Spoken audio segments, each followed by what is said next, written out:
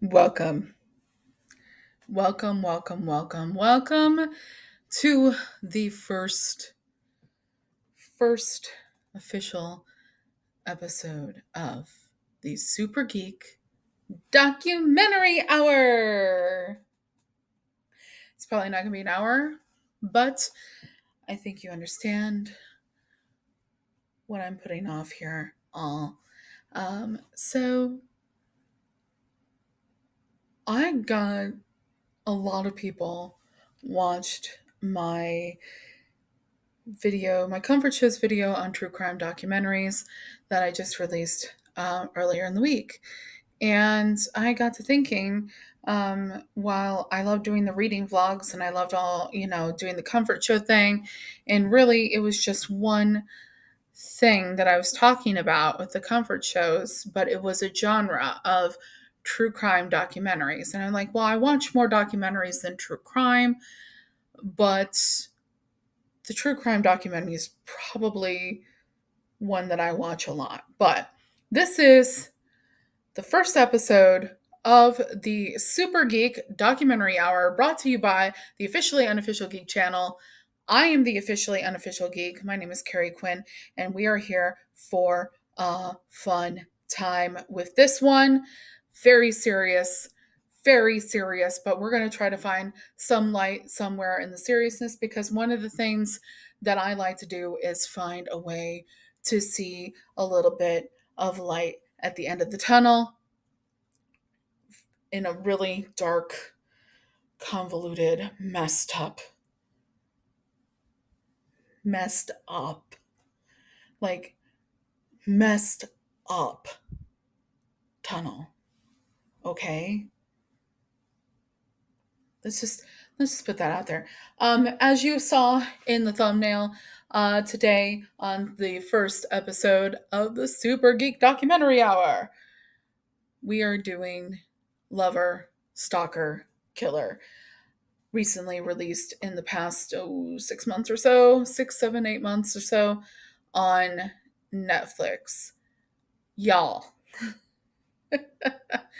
Okay, so I have a little bit of a script here, and I'm going to be reading off that a little bit, and then just kind of divulging away from the script. But um, it's documentaries like this that make me very thankful that while I am not married, I am in a committed relationship with my boyfriend. I have definitely dealt with some interesting single person stories. Nothing even remotely close to this level of the nutso. Um, so, Lover, Stalker, Killer. Oh my goodness. Um, let's just kind of give you a little bit of a lowdown on what happened. This is a true story. Like I said, it's a documentary. And the story is basically this that the last time someone saw Carrie Farver alive was on November 13th, 2012. On that morning, she had been staying at her boyfriend's house. Now, when we say boyfriend, we mean that loosely. Okay, it's a dude that she was seeing. His name is, well, it's a dude she was seeing, but they weren't serious, y'all. Okay, let's just they weren't serious. This is very important that we stress that. They were not in a serious relationship. They'd just been having fun. And when Dave Krupa, that's the one of our main characters here. So you have Carrie, you have Dave, okay? And when Dave got a text message from Carrie, whom he believed was still in his apartment, that she wanted to move in with him, he was pretty surprised when he got that text message because he had made it clear not in it for a long haul. Okay. He immediately sent a response back telling her that he wasn't interested in moving in with her. And it was soon after that that he started getting threatening messages from Carrie's number. Okay. So on the surface, ooh, okay. Um, let's take you back a little bit more, okay? Give you a little bit more background on the story. It's a Netflix documentary, and I told you the name already, and you saw the thumbnail. It's Lover, Stalker, Killer. It tells the story of Dave, Liz, and Carrie in a twisty, turny mess of dating gone absolutely not just wrong, okay, but disastrous and in murder, okay? So Dave was fresh back on the dating scene and was not, was doing his thing. Okay? He was like, I want a girl and I want to have sex and I want to do kissy things and I'm interested in knowing about her. I don't want it to just be that, but I just want companionship, nothing past that. And so he was back on the dating market. He went on a site that, like a lot of us that ever did online dating know, it's Plenty of Fish. He went on that, and he had just gotten out of a long term relationship with his ex, Amy. We'll bring up Amy later. Amy's good people. She good people, okay? We might talk about her more later. Um, Amy and him had been in a relationship long enough that they had two kids, but they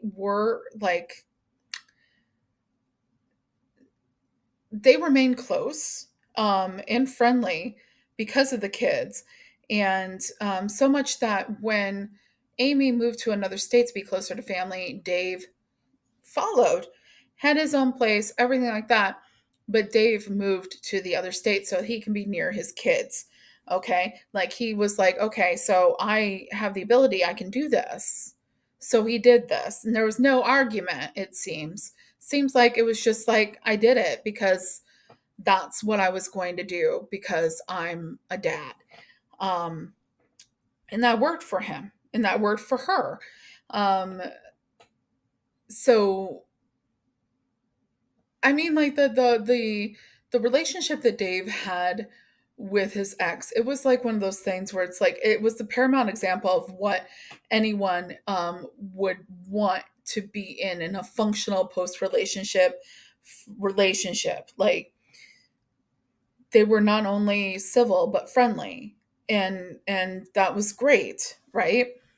So so once Dave was comfortable in his new neighborhood, he jumped on the dating sites, like I mentioned. He met Liz Goyer. Okay, and they go out on a few dates. They have a fun time. They have a lot in common. They can talk. They can do it.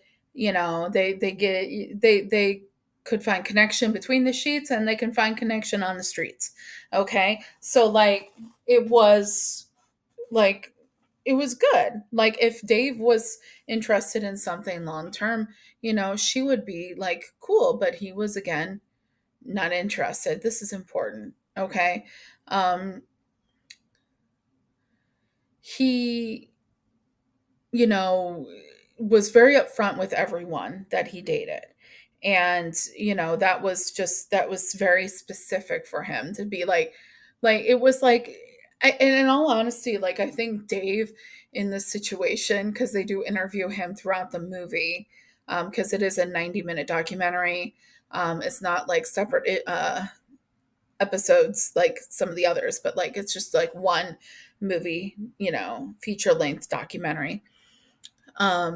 He makes it like I think he's like really kind of upset, like naturally, that everything ends up going down the way it did because like he feels like responsible in a way. And really, it's like Dave, like, no, man, you like he makes it an absolute point to talk about in his interviews how he made it very clear what his intentions were. And it's like, no, Dave, we get it. We get it. Okay. We get it. All right. Um, we support you. Um, So he goes on a few dates with Liz. Everything's lovely. And then he meets Carrie Farver. Now, Carrie Farver goes on some dates with her, right? And same kind of thing with Liz, right? But on that first date, Liz goes to his apartment when he brings Carrie home, saying she has to get something from his apartment. And it's at that point that Carrie and Liz come face to face with each other. Okay? This is important. So Dave then when so let's fast forward then. Dave is with Carrie for a few weeks, and Carrie asks, "We should move in together." And Dave says, "No, I don't want to move that quickly with anyone." Um, and he starts getting the threatening texts from Carrie. Now, so he naturally gets the police involved. He has a detective trying to figure out, well, what's going on. And by the very nature of Carrie's texting and communication with him, she is bringing up stuff where she has to be sitting nearby watching him. Okay? She has to be privy to shit he is doing right at that moment to say some of the stuff that she's saying. So that enters the whole stalker thing. Okay? Besides the text messages, which actually the text messages are the whole stalker thing starting. Let's be real here. But, anyways, the things that she's saying a lot of times indicate stuff that if she was not watching him, like in the vicinity, she wouldn't be able to make these statements. Okay? Carrie has to be somewhere nearby. Okay? So they start investigating in that way. Like it goes as far as, oh my God, okay, it goes as far as Dave getting some kind of message from Carrie, right? Stating that he lives in like an apartment complex that has like multiple buildings. Okay.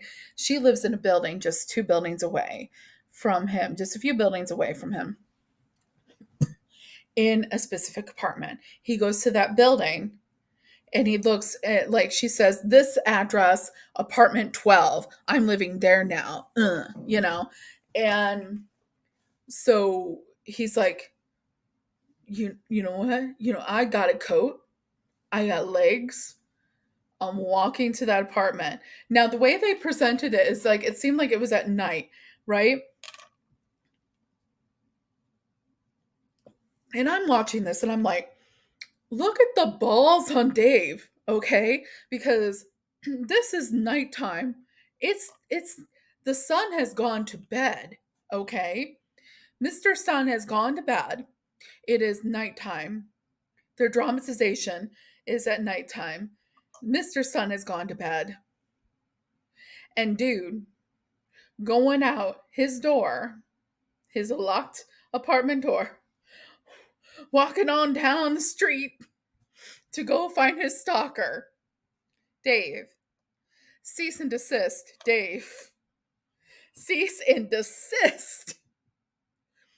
That I would never, ever, ever, ever, ever, ever, ever recommend to anyone. Do not, repeat, do not cease. It's cease and desist going after your own stalker. Okay? Really, Dave.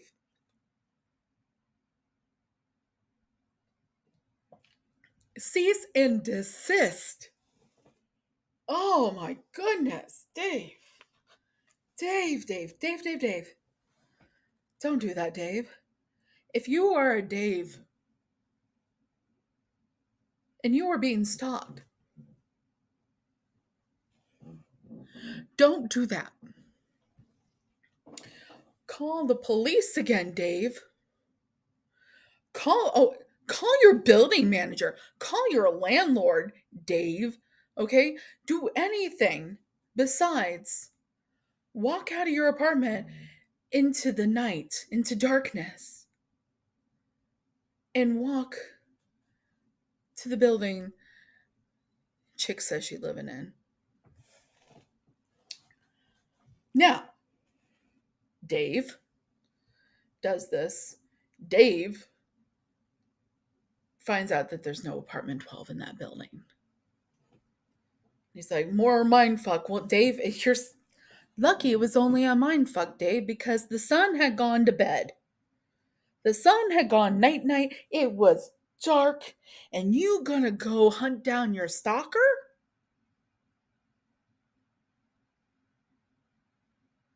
This is the problem, because you know what? Women were sat down from a young age and said, this is what you do to avoid being victimized. These are the things you do. You go to the bathroom in groups. You never stop watching your drink. You get your own drinks, or you go up to the bar and get your drink with the person buying it for you. You do like don't walk alone at night. Um like all these different things. Dave, nobody taught you, Dave.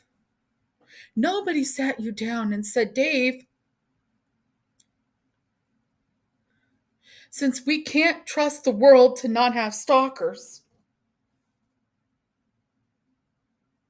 since we can't trust the world to not have stalkers, Dave. The ideal world would be that you don't have to do these things and you don't have to watch out for yourself, Dave. That is the ideal world, that we don't have stalkers. But Dave,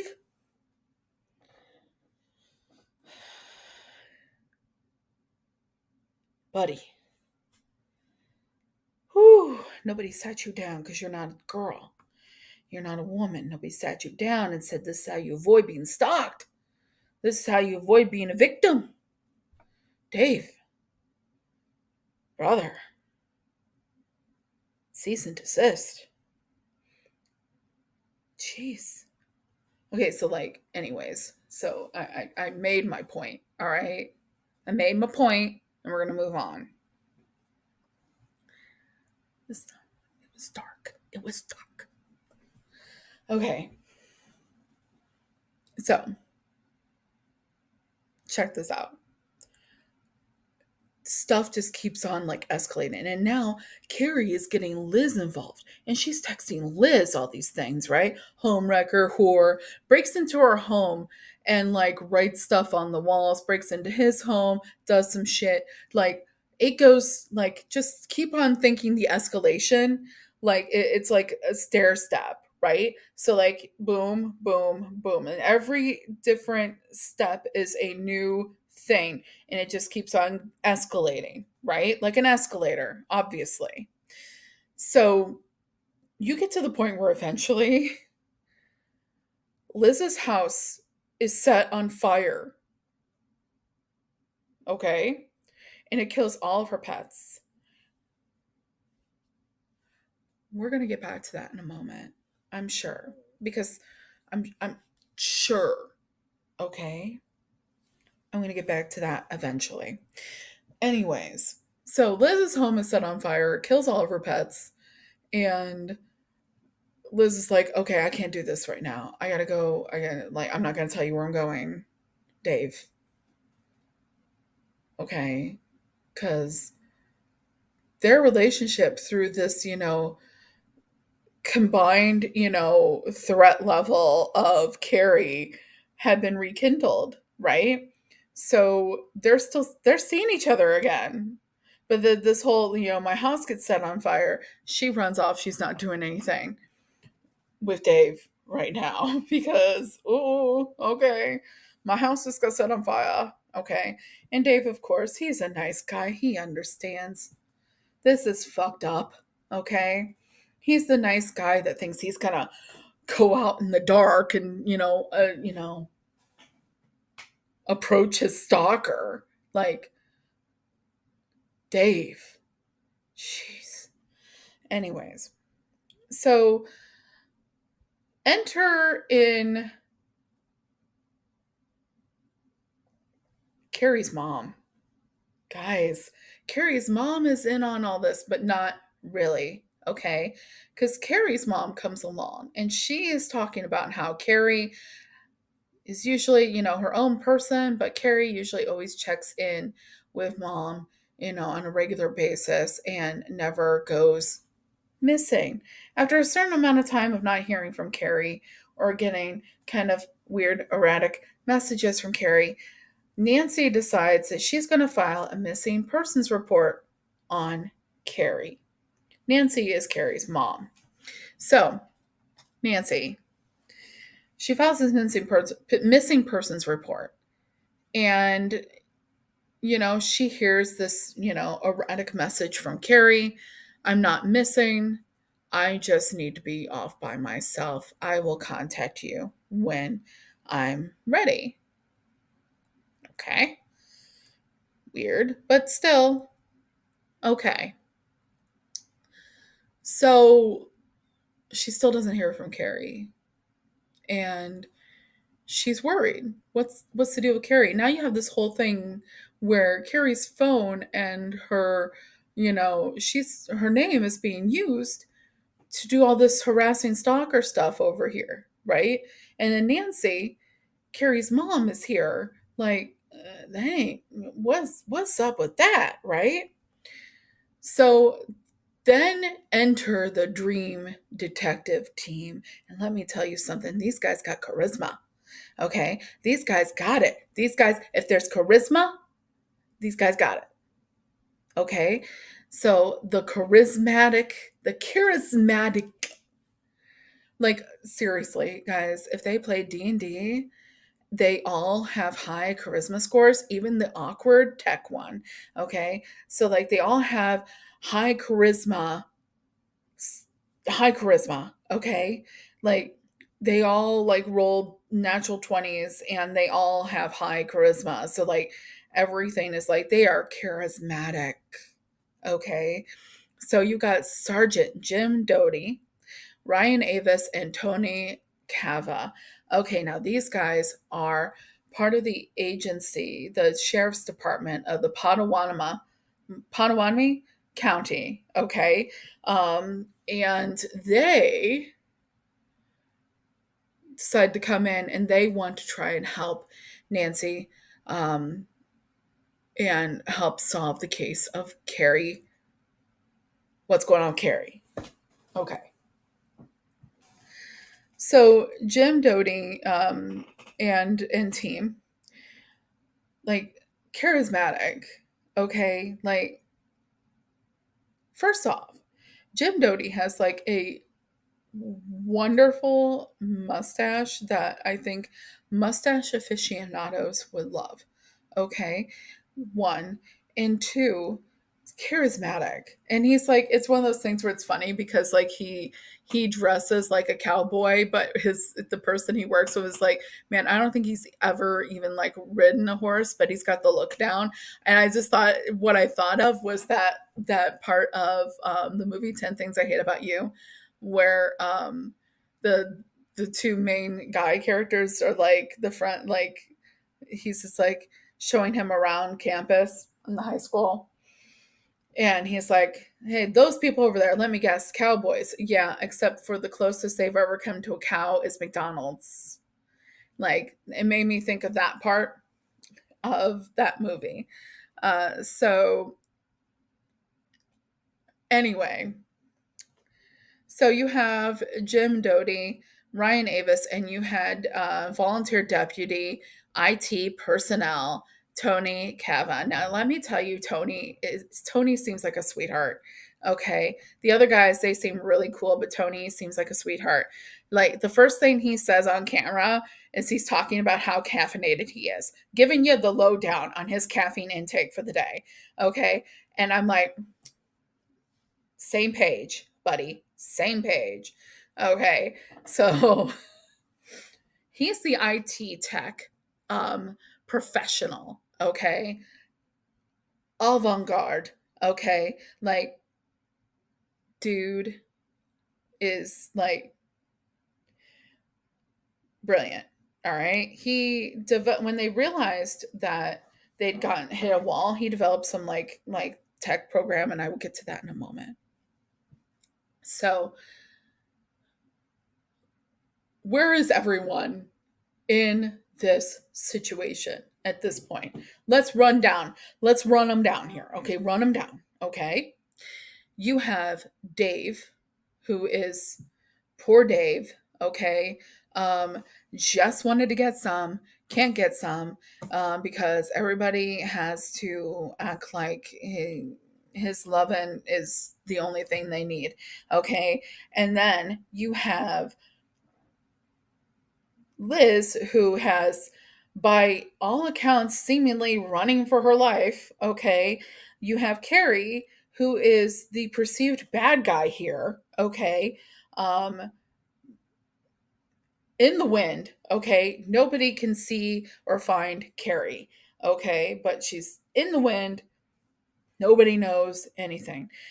You have Carrie's mom, who just wants to find out what happened to her little girl.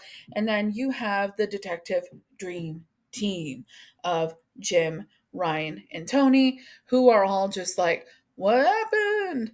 And they are on the same page as Nancy at this point, really just wanting to know what happened with Carrie.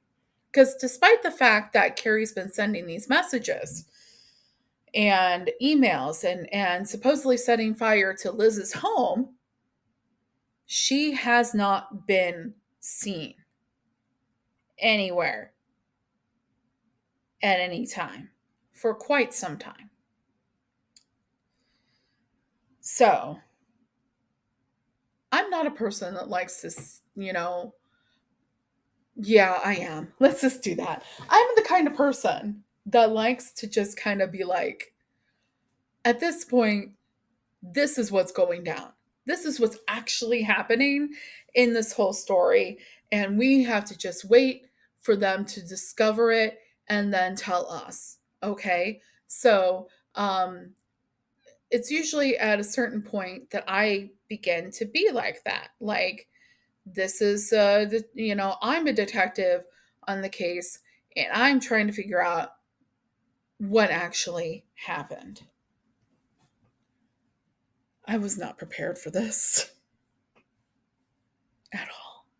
Sometimes I get them. Sometimes I get them and I'm like, oh, yeah, it's this guy doing this. Not prepared at all. Not prepared at all to actually finding out what's actually happening here. Okay? All right.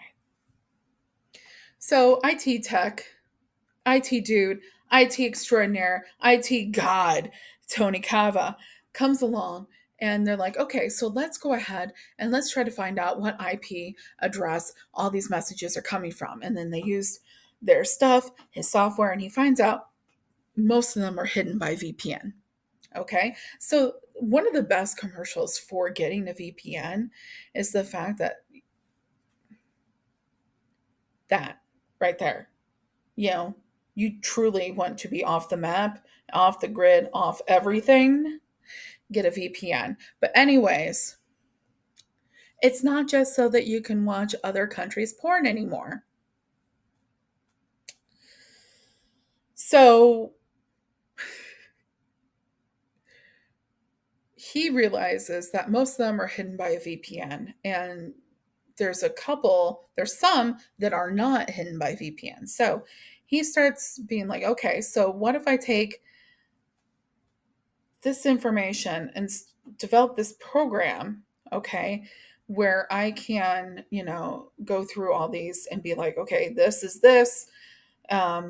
What is, it's like using different variables, correlational like variables to form a hypothesis to be tested, right? And he does this usually using electronic digital tech.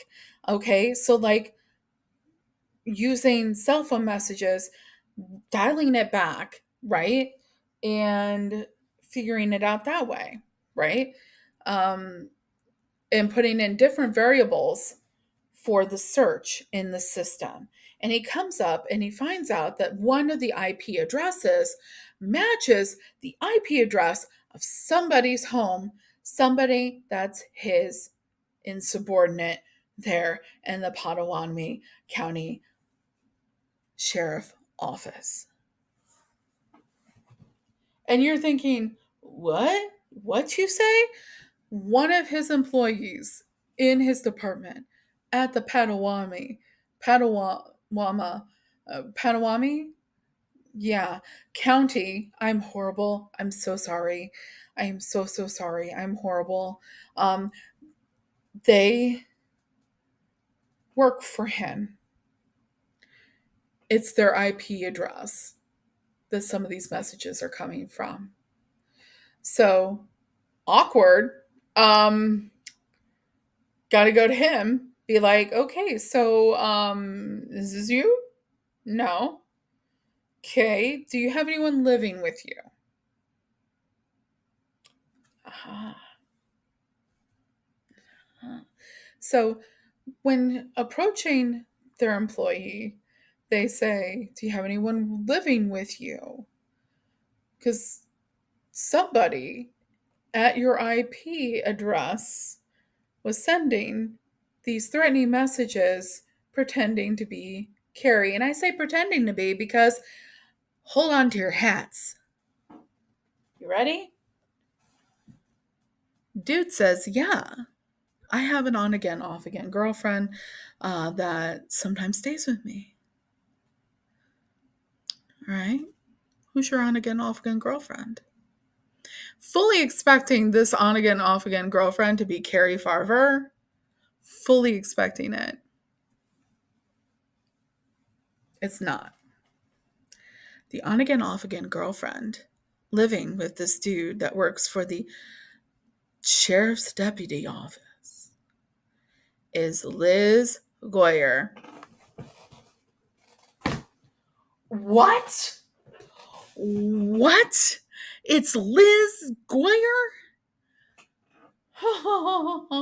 if you, yeah, if you're just now entering the conversation, that's one of the people that was being harassed and stalked by Carrie Farver. Chick that dated Dave first before Carrie Farver shows up at his apartment, like, I need something from your apartment, Dave, and sees Carrie. Carrie Farver, who has been missing for all intents and purposes for like a few years now. Liz Goyer, who burned down her own house at this point, allegedly at this point, burned down her own damn home.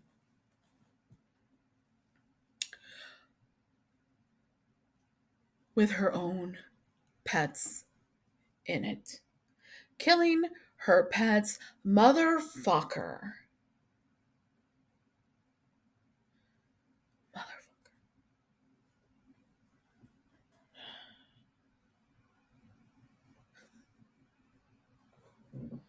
Okay. She was the one sending all those messages. Well, how the hell did this go down? How the hell is she sending messages from Carrie's phone? Well, folks, connect the dots on that one, because one of the things that the Potawatomi County Sheriff's Department had in their possession was Carrie's car. Another thing that the Potawatomi County Sheriff's Department had at one point was Carrie's car. Carrie's car, guys. Now, Liz starts getting questioned involving all this, and they are just like, man, we just need to find something to get on her. Okay. So at a certain point, Liz decides to turn the tables on away from, directly going after Dave and herself, basically, and starts trying to implement Dave's ex, Amy, in all this shit. Okay. Dave's ex Amy, remember? We talked about it earlier. The paramount of the friendly ex relationship after the relationship. Okay. Amy, mother of Dave's children, that really just doesn't want to be involved at all. And to the point where she didn't want to stop Dave from seeing his children, but she did tell Dave, you got to come to my house. They're not going to your house, kind of thing. Well, no, Amy is now involved because Liz is trying to say Amy doing it all. Amy probably went after Carrie and is now going after Liz. It's bullshit, of course.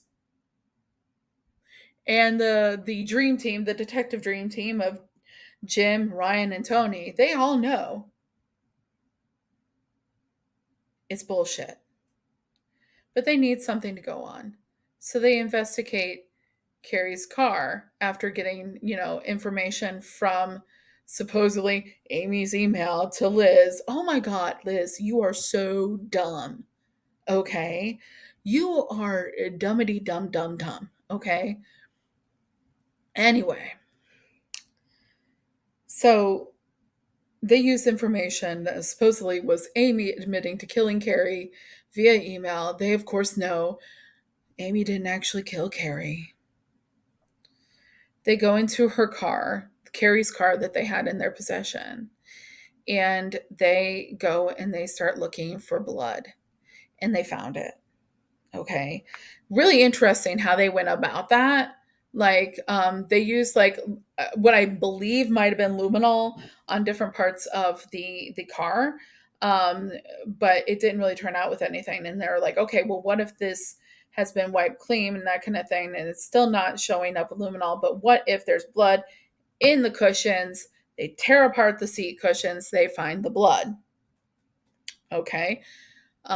They start fingerprinting everything in the vehicle, and they find a fingerprint on a mint container in the center console of the car. That fingerprint belongs to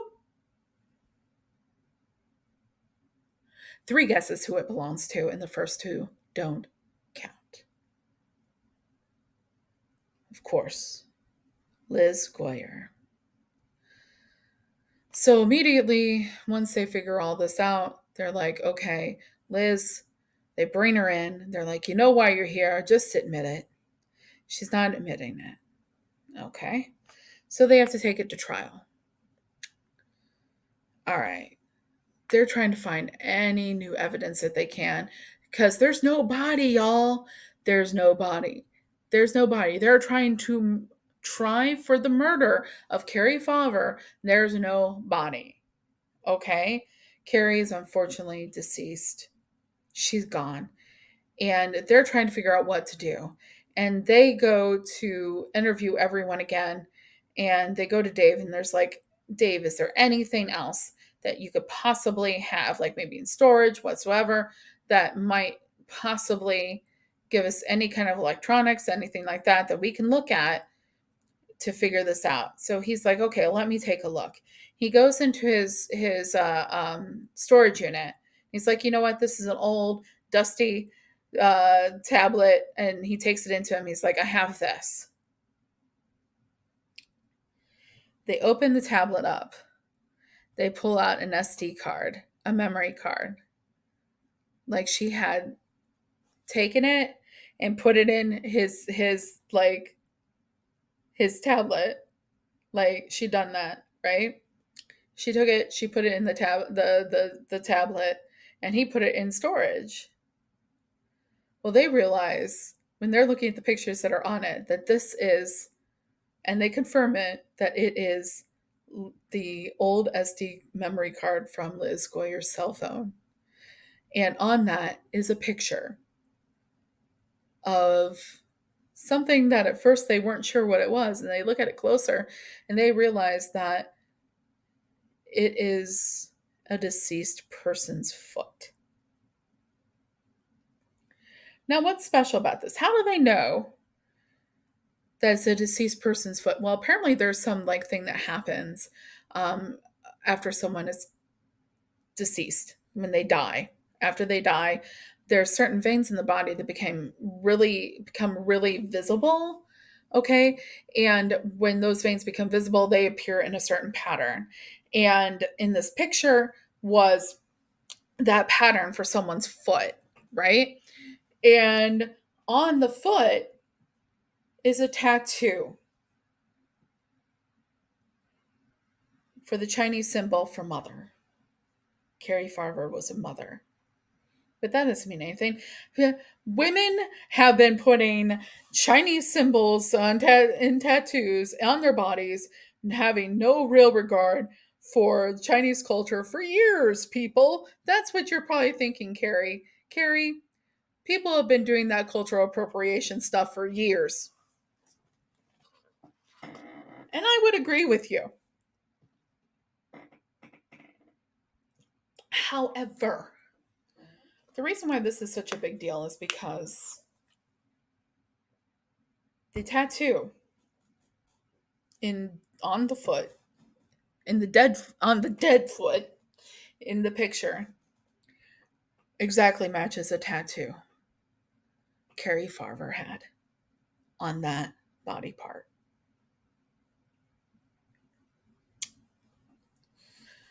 When they figured that out, they sent that out to the prosecuting attorney, and the prosecuting attorney nearly probably lit up a fucking cigar at that moment because woo-wee, we have actual evidence of a dead body. They brought it up in trial, and it's the linchpin that brings Liz Goyer's story crashing completely down. They got her. Liz Goyer, basically, in a nutshell, ends up being sentenced, found guilty, sentenced to life in prison without parole. And now everybody that has to do with that story gets to move on with their lives finally. And a son and a mom finally get to put an end to the nightmare of their daughter and slash mother being missing. They finally get to let Carrie Farver get her good name back. And when it comes right down to it, Carrie Farver probably didn't send those messages to Dave in the beginning, asking him to move in with her or to move in with him. Carrie probably didn't send those messages to Dave.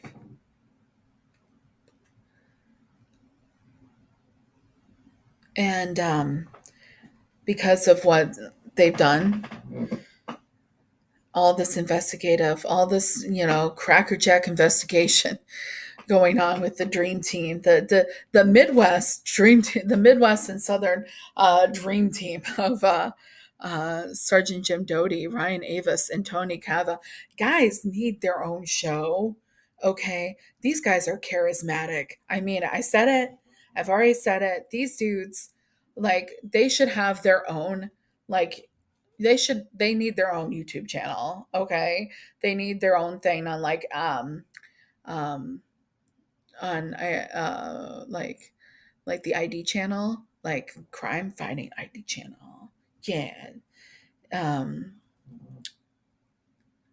because they would clean up. Okay? Like the true crime people that love that cop stuff gonna eat it up for breakfast, okay? Seriously, dudes need their own show. But finally she gets to rest in peace. And that's all there is to it. So that's all there is.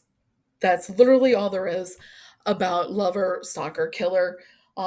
Basically went through it all. I might have missed a few pieces here or there, but that's just the gist of the show.